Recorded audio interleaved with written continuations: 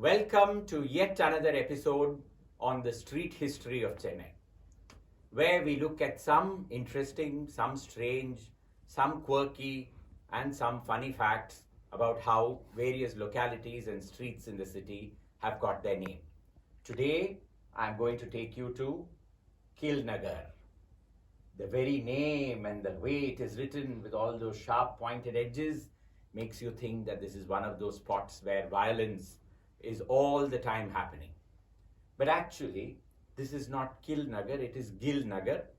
Gil, written in Tamil, becomes Kil, which in turn gets translated into English and becomes Kilnagar thereafter, and gives it this very, very violent feel.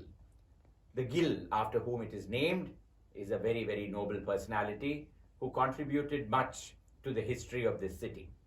But before that, many of the South Madras types will not even know where is Gilnagar. So let's point out to them as to where Gilnagar is. Gilnagar is, the way you get to it is you drive down Nelson Manikam Road and then take a sharp left and presto, you are in Gilnagar or Kilnagar. The area is named after Lieutenant Colonel Gurdyal Singh Gill. And here you see him in the full regalia as the District Grand Master of the District Grand Lodge of South India. He was a very, very prominent man in Freemasonry. But there was much more to this personality than just his contributions to Freemasonry. The life of Gill doesn't begin in Madras at all.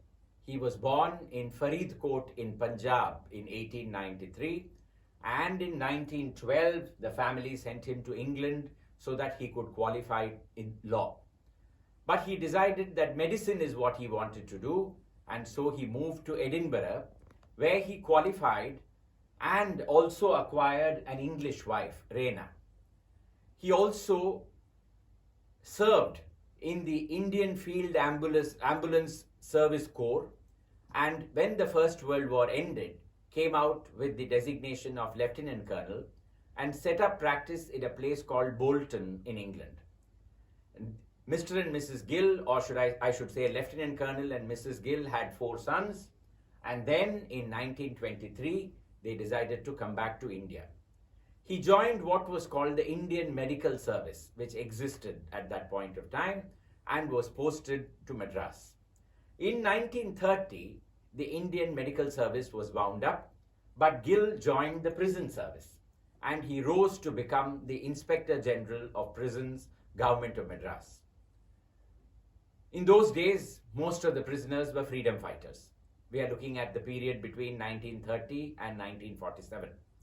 And many of these freedom fighters who went to places like Vellore, Madras prison and other places, they really came to be very fond of the Sikh, who was very, very gentle with them, who was bluff, who was hearty with them and cheered them up during their imprisonment. And they all came out with a lot of fond feelings for Lieutenant Colonel G.S. Gill, Gurdyal Singh Gill. When independence came in 1947 and Gill wanted to leave Madras, it was Rajagopalachari, who had once been among the many prisoners that Gill had interned. It was he who said that Gill should stay on in this city. Now, Gill by the time had become a prominent member of Madras society, and there were a few Punjabis in this city at that time. And all of them had a lot of work to do in 1947.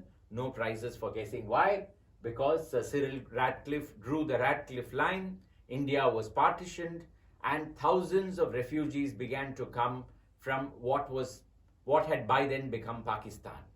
Some of them, in fact quite a significant number, came to Madras without having any idea as to what this city was, what was the language that was spoken over here, what kind of future they were going to have over here, nothing. But it was Gill who, along with his friends, formed what was called a Refugee Rehabilitation Committee, Sharanarthi Rahat Punarvas Committee.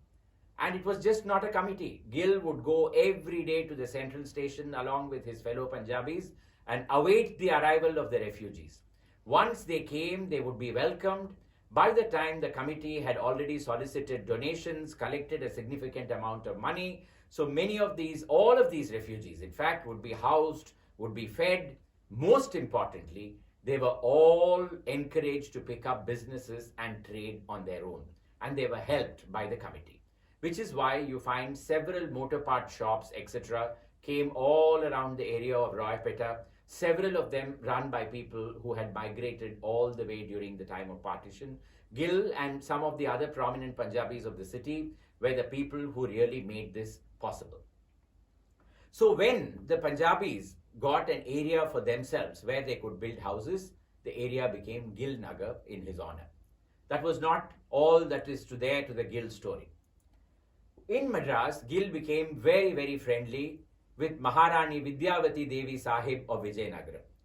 Like him, she was something of an alien in South Indian society. She was born in Kyonthal in Himachal Pradesh and had married the Maharaja of Vijayanagaram in a not very happy marriage. He had died and she was staying on in Madras, and Gill became her confidant. It was he who encouraged that the Maharani should put her wealth to some good use. A very interesting snippet on this Maharani. How many of you remember a house called Queen's on Nugambakam High Road, Village Road corner, where today there is a hotel called Harrison's? That hotel called Queen's was named Queen's because that was once the bungalow of Maharani Vidyavati Devi Sahib of Vijayanagaram. So in 1951, when the Punjabis of Madras wanted a Gurudwara, they didn't have one over here, Gill approached the Maharani, who gave the bulk of the donation. And between them, they engineered the construction of the Gurudwara, which you see even today on G.N. Chetty Road. By 1953, the Gurudwara was completed and it remains one of the prominent landmarks of the city. When the Maharani died, it was discovered that all her property and her wealth had been converted into a trust with Lieutenant Colonel G.S. Gill as the administrator, on the condition that the income from the trust should be used for education. That was when Gill encouraged the Punjab Association and to start what is known as the Guru Nanak College. And that is how the Guru Nanak College came into existence. Yet another educational institution that commemorates Gill is the Gill Adarsh Vidyalaya, which is part of the Adarsh Vidyalaya chain of schools run by the Punjab Association. And there again, he utilized the money that the Maharani had left behind in trust. That then is Lieutenant Colonel G.S. Gill, and you will notice that the new but rather battered signboard has corrected the spelling.